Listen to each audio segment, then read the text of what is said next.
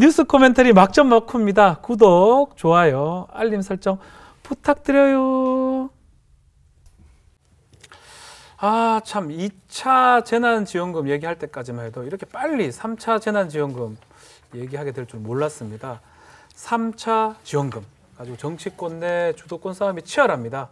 김종인 비대위원장이 먼저 운을 뗐는데 민주당이 소극적인 태도를 좀 보이다가 다시 하루 만에 본 예산에 반영하겠다라고 얘기를 했습니다. 처음부터 뭐 오케이 했으면 좋았을 건데 태도가 왜 바뀐 거죠? 최근에 이제 이 코로나 감염자가 하루에 500명 가까이씩 너무 많습니다. 나오지 않습니까? 그런 위기가 다시 왔고 그다음에 또 야당이 그 유딜 예산을 또 축소하자 이런 얘기까지 하니까 어쨌든 간에 빨리 우리도 이제 사실 안 하겠다는 이야기는 아니었습니다. 그 당시 이제 예산을 편성하는 기준을 짤 때 이 코로나가 좀 멈춰지는 상황이기 때문에 그랬던 건데 상황의 변화가 있기 때문에 빨리 이제 이 입장이 바뀐 거고요. 또 정치적으로 보자면 한쪽에서 주자고 하는데 한쪽에서 주지 말자고 하면 당연히 국민들은 주지 말자고 하는 쪽 싫어합니다. 그런 측면에서 좀 이 정치적 판단도 있었다고 보셔야죠. 국민의힘이 이제 먼저 말을 꺼냈습니다. 금액도 딱 정했어요. 3조 6천억 규모. 딱 구체적 금액까지 좀 제시하면서 제안을 했거든요. 사실 국민의힘 같은 경우는 1차 재난지원금에서 쓴맛을 너무 많이 봤거든요.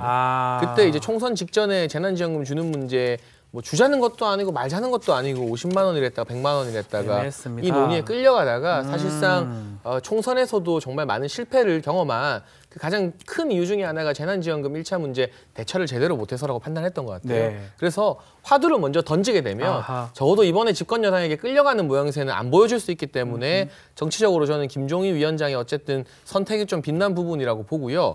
이 규모 같은 경우는 이제 전체 지급을 생각하기엔 조금 적은 규모입니다. 3조 6천억이니까. 아무래도 이 코로나 때문에 2단계 또 2단계 플러스 알파 등이 다시 발효되지 않았습니까? 여기에 직접적인 타격을 입는 소상공인들, 자영업자나 특수고용형태 근로자들을 선별적으로 지원하는 의미에서 3조 6천억 원, 4조 내외의 재난지원금 예산을 계산한 것으로 보여집니다. 참 어떻게 제안이 적당합니까? 금액 어떻습니까? 뭐 오랜만에 저기 야당이 역할을 하신 것 같아요. 오랜만에? 예, 얼마 만에요? 처음인 것 같은데. 처음입니까 이게? 실제로 이제 저희도 야당 한 10년 해봤지 않습니까? 할 때 보면은 뭐 이 토목 사업에 대해서 비판을 하면서 그 당시에 뭐 무상급식이라든가 반값 등록금이라든가 이런 저기 민생 입법에 대해서는 오히려 더 주도하고 했었습니다. 이런 측면에서 뭐 물론 뭐 이 기본소득이 옆에 우리 용 의원님 계십니다만은 이 국민의힘의 주요 의제는 아닙니다만은 좋은 의견이 있으면은 선점해서 먼저 하는 것이 이 수권 가능한 정당으로서의 모습을 보여주는 겁니다. 그렇군요. 잘하신 겁니다. 예, 잘했다고 합니다. 오랜만에 또 야당 칭찬까지 이제 들었는데 여기 OBS입니다. 그리고 저도 경기도에 거주하다 보니까 경기도 지사 이재명 지사의 발언을 유심히 들을 수밖에 없는데 또 지금 전 국민한테 지급하고 지역화폐로 하자 뭐 그 유효기간을 두고 이런 주장을 지금 펼치고 있습니다. 국회의원 한 분 한 분한테 호소 문자를 보냈다고 하는데 이 스튜디오에 우리 똑같은 주장을 펼치는 분이 계세요. 용혜연 의원님 의견도 제가 궁금합니다. 네, 사실 이제 아까 뭐 4대1 이렇게 말씀하셨는데요. 긴급재난지원금 얘기만 나오면 제가 이제 역으로 뭐 3대1, 2대1 이렇게 되는 것 같습니다. 저는 진행자입니다. 걱정하지 마십시오. 지난 4차 추경 당시에서도 이제 저 혼자 반대 표결을 했었는데요. 사실 이제 본예산 편성을 해야 된다라고 제가 지난 9월에 대정부 질의 때부터 이제 정세균 총리님께 좀 말씀을 드렸습니다. 근데 지금까지 좀 논의가 지지부진하다가 이제 김종인 비대위원장의 발언으로 논의가 이렇게 확산되게 된 것은 굉장히 고무적인 일이라고 보는데요. 사실 이제 지난 2차 재난지원금 4차 추경으로 추경한 7.8조가 아직도 집행 중입니다. 아직도 선별을 덜 받은 사람이 있어요, 아직까지. 아직도 선별을 하고 있습니다. 그래서 많은 국민들이 좀 효과를 체감하지 못하고 있는데 또 선별하는 또 소상공인과 뭐 특고 노동자들을 대상으로 한 아직도 집행을 다 하지 못한 예산을 또 편성한다라는 것은 저는 좀 잘 이해가 되지 않고 그리고 효과를 제대로 체감하지도 못했던 7.8조의 절반 수준에 불과한 3.6조를 이 1차, 2차 팬데믹보다도 더 심각한 지금 3차 팬데믹 상황에서 도대체 누구 코에 붙이나라는 생각이 좀 듭니다. 그래서 가장 효과가 확실하게 검증된 1차 재난지원금의 방식으로 내년도 좀 본예산에 편성을 해서 1인당 40만 원씩 분기별로 지급을 하자라는 제안을 기본소득당에서 좀 하고 있습니다. 40만 원? 아니, 뭐 박수입니까 민주당인데. 개인적으로. 40만 원이면 민주당에 많이 계십니다. 대략 40만 원이면 제가 한 한 20조가 필요한 거 아닙니까, 대략? 네, 1년에 한 80조 정도 생각. 1년에 80조. 네. 와, 80조 엄청나긴 엄청나네요. 그러니까요. 네, 그렇습니다. 지금 용해인 의원은 뭐 보편적으로 좀 1인당 이 40씩 4인 가족 기준 160만 원 정도를 지급하자. 본 예산에 편성을 하자라고 말씀을 하고 계십니다. 방식은 뭐 지역 화폐 방식 뭐 그런 비슷한 겁니까? 네, 이 돈을 이제 정부가 돈을 풀게 되면 네. 가장 기대되는 효과가 이제 경제 효과를 기대하는 거잖아요. 네. 그리고 또 반대로 가장 우려되는 게 사람들이 돈을 쓰지 않고 킵하고 있을까 봐. 그렇죠. 저축 같은 거. 네, 그것이 가장 우려되는 지점인데 그 문제를 가장 잘 해소할 수 있는 게 이제 소멸성 지역 화폐로 지급하는 것이고요. 이게 뭐 경기도지사 이재명 지사가 이야기했다라고 하지만 사실 지난 1차 재난지원금 당시에 네. 이미 정부가 그렇게 집행을 했던 부분입니다. 그래서 이미 했던 방식 그리고 가장 효과적인 방식 그대로 하자라는 제안이죠. 네, 자 시원시원하게 말씀 주셨는데 자 여론조사를 보니까 국민들은 좀 전 국민 지급이 좀 더 우세한 것 같아요. 찬성이 57.1%고 반대가 또 선별로 하는 게 35.8%입니다. 두 분 우리 의견이 좀 궁금해요. 선별이냐 전 국민이냐 주려면 얼마를 주는 게 좋느냐 어떻게 좀 생각하십니까? 저는 기본적으로는 네. 선별적 지원에 찬성을 기본적으로. 하는데 근데 지금 네. 상황이 너무 심각하다는 특수성이 그렇죠. 있고요. 말씀하신 것처럼 3차 팬데믹이 음흠. 지금 1차, 2차보다 더 심각한 것 같거든요. 우리나라나 전체에 끼치는 영향이. 왜냐하면 1차는 특정 지역 중심, 2차는 특정 집단 중심이었다면 3차 같은 경우는 그야말로 산발적으로 일어나고 있는 것이기 맞습니다. 때문에 무차별이에요. 예. 네, 그래서 이 같은 특수 상황이라면 전체 지급도 고려해 볼 수도 있겠다라는 아하. 생각의 변화를 어느 정도 야당도 좀 유연하게 할 필요가 있다. 다만 국가 재원이라는 게 무한정 쓴다고 나오는 것은 아닙니다. 그렇다면 우리가 미래 세대를 위해서 또 이 팬데믹 상황이 언제 종식될지 모르는데 그렇죠. 무한정 주머니는 다 풀 수 없거든요. 기존의 국가 예산에서 어느 정도는 절충하는 방안으로 그러니까 기존의 국가 사업 중에 시급하지 않은 사업을 조금 취소하면서 아하. 그 돈으로 이걸 충당해야지 550조 가까이 되는 초대형 예산을 그대로 한 푼도 우리는 못 갚겠다 유지하면서 추가로 뭐 20조다 30조를 더 쓰겠다고 하면 이거는 국가의 어떤 미래 재정을 고려하는 야당 입장에서는 반대할 수밖에 없다. 그러니까 전체 지원 무조건 반대하는 것도 아니고 돈 많이 주자 반대하는 것도 아니지만 예산에 대해서 다시 한번 그렇다면 고려를 해보자. 아하. 이 정도 입장이지 않을까 그래서 싶습니다. 그게 뉴딜 예산을 좀 빼자 줄이자라고 얘기한 것 같습니다. 저런 식으로 이야기할 때 보면은 네. 집권당인 것처럼 이야기해요. 네. 재정 걱정 그렇게 많이 해주시고 우리나라의 미래니까요, 당연히. 네. 나중에 집권할 수 있으니까. 그럼요. 저는 뭐 예산이 허용되는 범위를 넘어서서라도 최대한 지원해야 된다는 게 제 개인적인 소신입니다. 네. 국민이 빚쟁이가 되는 것보다는 정부가 빚쟁이가 되는 게 맞습니다. 네. 그리고 사실 우리 뭐 이제 재정 건사성 40%라고 이야기하는데 그 뭐 선진국 사례와 비교할 필요도 없고요. 임의의 공직자들이 정한 기준일 뿐입니다. 지금 당장 굶어 죽게 생겼는데 빚을 내든 뭐든 하든 수단 방법을 가리지 않고 해야 되지 않겠느냐라는 게 저는 기본 생각이고요. 선별이냐 이제 보편이냐 하는 문제는 저는 뭐 개인적으로는 이제 보편적으로 줘야 된다고 생각합니다. 그게 왜냐면요. 말씀하신 것처럼 1차 때와 2차 때 한번 효과를 한번 비교를 한번 해보십시오. 차이가 많이 나죠. 예, 1차 때 저는 받았고 2차 때 못 받았습니다. 혹시 본인 때문에 그건 아니겠죠? 본인도 중요합니다. 그래요? 본인도 사실 중요하고요. 그리고 또 말씀하신 것처럼 2차 재난지원금이 아직도 배포가 안 된 곳도 네. 있습니다.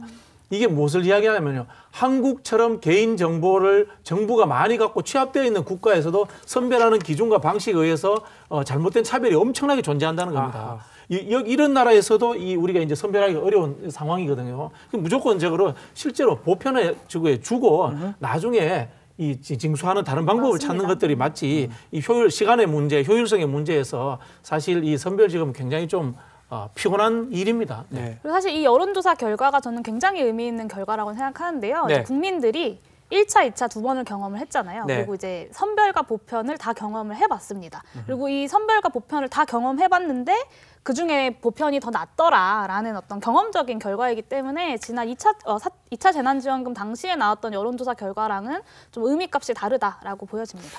자기가 받았기 때문에 또 찬성하는 그런 측면도 있을 수 있잖아요. 저는 사실 못 받았어요. 그 1차 당시에는 가구 기준으로 지급했기 때문에 못 받았어요? 저는 이제 제 남편이 받았고요. 저도 못 같이 받았어요. 받으신 거죠, 그러면? 그래서 저희는 저도- 이제 개별적으로 이제 지원을 해야 된다. 왜냐하면 가구 단위로 지급하는 것에도 또 이제 아하. 배제되는 사람들이 있거든요. 예를 들면 별거 가정이라거나 아니면 뭐 탈가정 청소년이라거나 아니면 이제 그 홈리스 분들 같은 경우에 이 혜택에서 또 많이 배제되신 분들이 있는데 그래서 개인 단위로 지급하자가 또 저희의 게 좀 핵심 조금 주장이기도 다르네요. 합니다. 저도 역시 검색이 안 돼요. 그리고 왜 안 되나 하니까 저희 아내가 웃으면서 내가 다 해먹었다. 저랑 똑같네. 저희도 그 먹었던 소고기가 그거였구나 이렇게. 저도 뭐 역시 맞지를 못했는데요.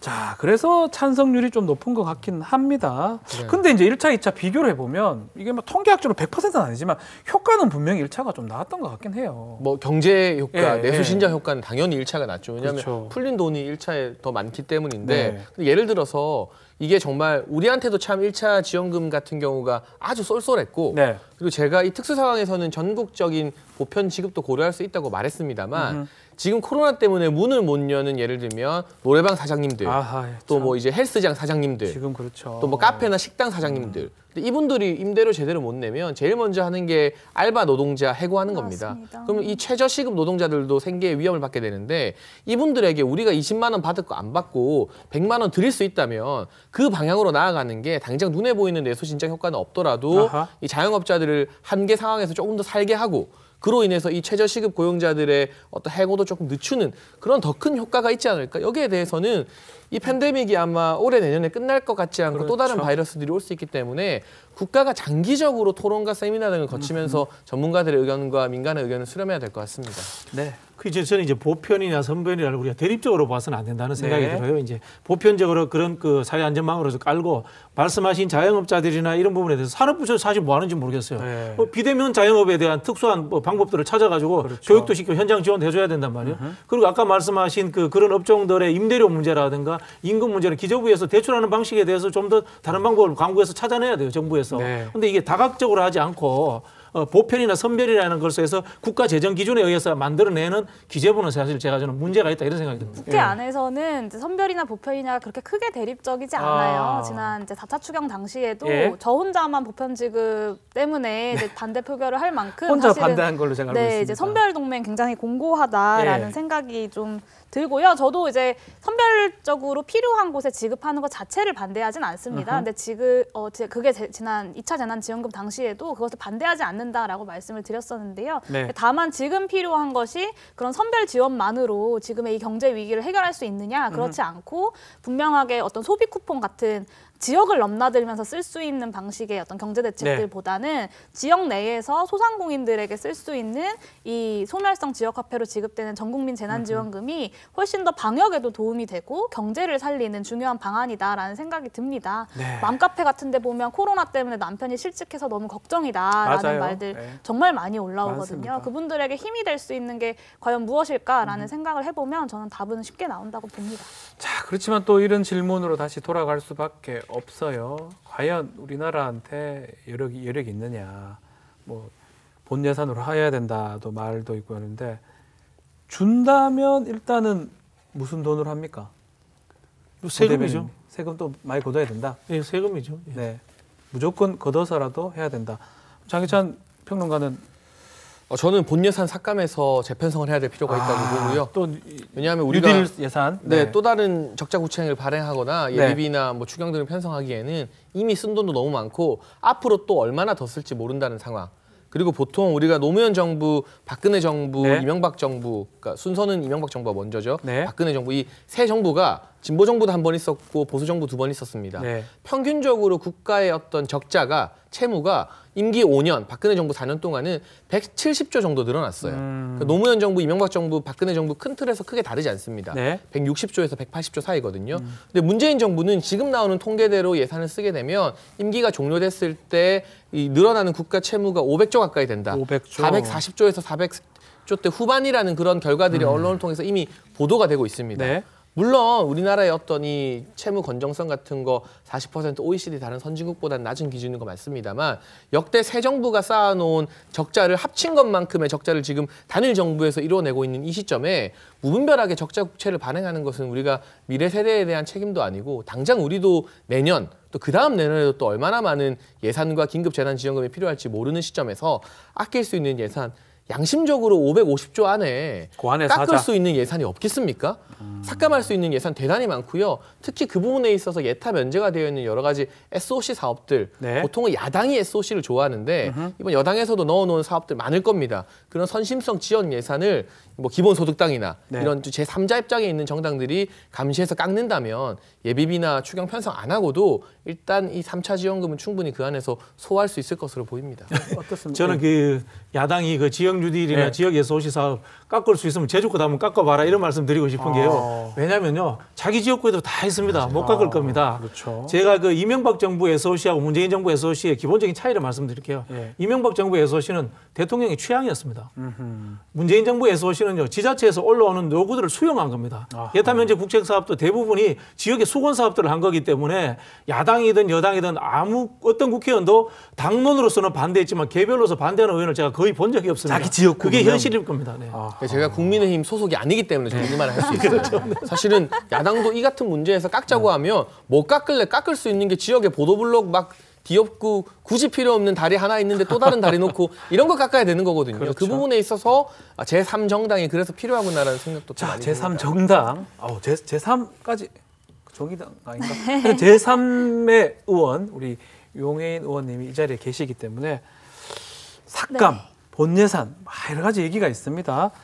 뭐 아마 제가 봤을 때 가장 전문적인 정당이라도 무방할 것 같은데 어떻게 보십니까? 네, 이게 본 예산에 편성을 해야 된다라고 말씀을 드렸던 이유가 이게 올해는 이제 코로나 위기를 사실 이제 전혀 예상을 못 하고 있다가 예. 갑자기 맞게 되지 않았습니까? 그래서 네 차례 이제 사상 초유의 추경 편성을 하기도 했는데 내년 뭐 연말 정도에 백신이 보급이 된다고 하더라도 내년 1년 정도는 계속 이런 팬데믹 상황이 오락가락할 것이라고 예측을 하고 네. 준비를 해야 국민들이 그에 맞춰서 내년도에 얼마나 고통스러울지 그럼 우리는 무엇을 준비해야 할지를 예측하고 준비할 수 있다. 그런 의미에서 본예산 편성이 중요하다라고 말씀을 드렸던 거고요. 예산 삭감하는 거 뭐 저도 제가 그런 역할을 할 수 있으면 참 좋겠습니다만 아하. 지금 국회법이 이제 교섭단체법이랑 그렇죠. 사실 마찬가지이기 네. 때문에 예산에 대한 권한들을 이제 지금은 현재 여당과 제1야당이 독점하고 있는 상황에서 저도 개인적으로 좀 아쉽고 답답한 면이 많다라는 생각이 좀 들고요. 네. 작년에 추경한 규모가 한 67조 정도 됩니다. 네. 그리고 저희가 이야기하는 1인당 40만 원씩 분기별로 4번 지급하면 82조 정도 되는데요. 작년에 추경했던 것만큼 올해 한다면 저는 사실 40만 원씩 4번 지급하는 거 불가능하지 않다라고 생각하고요. 그리고 이 코로나 경제 위기가 터진 다음에 많은 경제학자들이 했던 얘기가 빠르고 과감하게 전에 없는 수단과 방법을 가리지 않고 대응해야 된다라고 많이들 이야기했었습니다. 그리고 그것을 가장 효과적으로 빠르게 잘 집행해냈던 정부가 올해 대한민국 정부였기 때문에 경제 성장률도 전 세계 1위 수준으로 방어를 할 수 있었다라는 생각이 들고요. 내년에도 좀 이렇게 과감하게 이미 검증된 효과를 가진 정책으로 국민들에게 도움이 되는 정책을 하는 것이 좀 국회와 정당 그리고 정치인들의 역할이 아닐까라는 생각이 좀 듭니다. 네, 자 이런 와중에 정의당의 장혜영 의원은 이 고소득 기업이나 개인한테 세금을 좀 5% 더 부과시키는 이게 특별 재난 연대세입니다. 이 도입을 주장을 했습니다. 이거는 어떻게 보십니까? 글쎄요. 한숨 쉬시네요. 저도 해당이 될 것 같은데 만약 이 법안이 통과된다면. 예. 그런데 사실 문재인 정부 들어서 저는 보이지 않는 증세 폭이 굉장히 가파랐다고 보여지고 있고요. 네. 예를 들면 이제 직장 가입자라 하더라도 직장 외 소득이 일정 부분 이상 발생됐을 때 건강보험 같은 게 지금 또 의무부 가입이 되어서 2번 다 내야 돼요. 네. 직장에서도 내고 지역에서도 내고 이런 보이지 않는 증세들이 상당히 많은 시점에서 무조건적인 증세만으로 이런 예산을 마련하다는 주장이 국민적인 호응을 얻을 수 있을까? 뭐 제가 대상이라서가 아니라 어차피 많이 내는데 더 내는 거 뭐 낼 수 있습니다. 네. 그러나 다만 솔직하게 말씀드렸을 때 이게 국민적 공감을 얻을 수 있을까 조금 의문스러운 부분이 있고요. 특히나 개인이 아니라 오히려 기업에 5%를 더 부과한다. 아하. 지금 이 코로나 시기 이 위기 상황에서 아무리 대기업이라 해도 언제 무너질지 모르고 그리고 이 기업이 하나 무너지게 되면 그로 인해 파생되는 실제 효과가 정말 어마어마할 겁니다. 정부에서 이 기업들에게 더 힘을 실어주는 방향을 지금은 좀 고민해야지. 그래서 이 기업이 코로나 상황을 견디고 개인 같은 경우도 코로나에서 살아남아야만 그 다음에 내년, 그 다음에 3년 뒤, 5년 뒤에 계속 제가 세금 많이 낼 수 있는 거예요. 네. 근데 지금 다 한계 상황인데 여기서 당장 눈에 보이는 걸 더 가져가려 했다가 이 한계 상황에서 삐끗 무너져 버리게 되면 내년에도 2년 뒤에도 세금 낼 수 있는 사람이나 기업이 세금을 오히려 못 내게 되는 상황도 발생할 수 있다. 이런 좀 거시적인 차원의 고민까지도 필요하지 않을까 싶습니다. 좋습니다. 예, 우리 부대변인님 어떻게 보십니까? 부럽습니다. 당사자시라니까 저. 예. 아마도 당사자? 법안을 저 아니죠. 자세히 보진 않았습니다. 아마도. 예, 아니죠. 예. 그 우리 이제 정의 이야기를 많이 하지 않습니까? 네. 정의를 이야기할 때 이렇게 합니다. 자유로운 개인이 평등하게 살아야 된다. 네. 그다음에 집단으로서의 사회적 연대가 이루어져야 된다. 네. 이런 측면에서 저는 뭐 이 연대의 측면에서 이런 세금이 만들어지는 것에 대해서 찬성을 합니다만은 네. 세라는 것에 대해서 이 조세 저항이 저는 존재할 수 있다.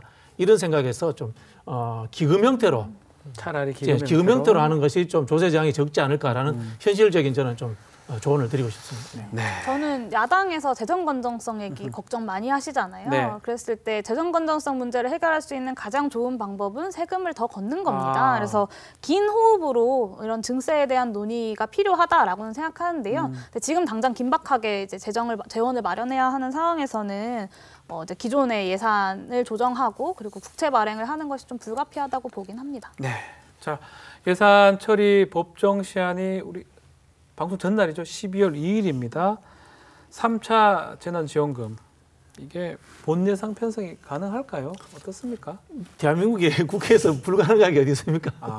지금 뭐 어쨌든 국채 발행과 예비비를 활용하겠다고 하니까요. 뭐 저는 충분히 가능할 거라고 예상이 됩니다. 네. 용 의원님 한 말씀 주십시오. 네, 저는 사실 이 법정 시한을 지킨 적이 잘 없어요, 국회가. 근데 네. 왜 올해만 이 코로나 시국에 꼭 이것을 지켜야겠다라고 말씀하시는 건지 잘 좀 이렇게 와닿진 않고요. 네. 저는 뭐 법정 시한을 여당과 그리고 제1야당 두 교섭단체가 합의한다면 한 1, 2주 정도는 좀 더 여유 있게 재원을 마련하고 방안을 마련하는데 좀 더 공을 들여서 심사할 수 있지 않을까라는 생각이 듭니다. 네. 자, 도움도 필요할 때 줘야 도움이지 늦으면 말짱 도루묵 아닌가 생각이 듭니다. 이미 1, 2차 경험이 있습니다. 이번에는 타이밍은 놓치면 절대 안 될 것 같아요. 타이밍 늦지 않게 지급될 수 있도록 결정을 잘해 주시기를 바랍니다. 뉴스 코멘터리 막점 맞고 여기서 마칩니다. 저희는 다음 주에 다시 찾아뵙겠습니다. 감사합니다. 목요일 밤 11시 뉴스 코멘터리 막점 맞고 많은 시청 바랍니다. OBS